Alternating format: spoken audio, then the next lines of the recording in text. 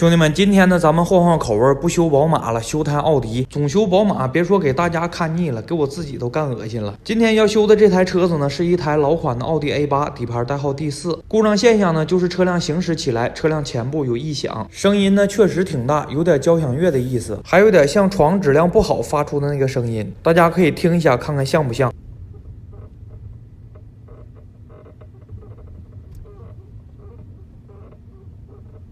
声音呢绝对是原声，没有任何处理。稍后呢，咱们听一下，看看到底什么响。兄弟们，听异响的话呢，必须得请出我的神器。这个工具呢是当年我师傅传给我的，为了争夺这个工具，硬是给我师傅洗了1个月袜子，最后把鼻炎都给我干出来了。不过这工具呢也确实非常好用，毕竟有我师傅法力的加持。师傅告诉我，此物呢天地间只有一个，当年呢这个也是祖师爷传给他的，所以呢我也是非常卖力的将其拿下。但是没想到呢，隔天师傅就从柜里又拿出来2个，把这套说辞呢又给有德和大彪说了一遍，然后师傅呢又2年没用洗袜子。试车呢咱们就听见这异响啊，主要来源于左前方。请出神器以后呢，咱们简单的一听就确定了是左前上支臂的球头异响。奥迪的车子啊，大家都知道，上了年头以后，这些连杆的球头胶套都非常爱产生异响。胶套带来的异响呢，一般可以通过单独更换胶套解决。如果球头产生异响，那么就只能更换整根支臂总成。前面呢给大家听了一下这个异响，像声音这么大，基本上都是球头异响的，而胶套异响呢，声音一般比较小。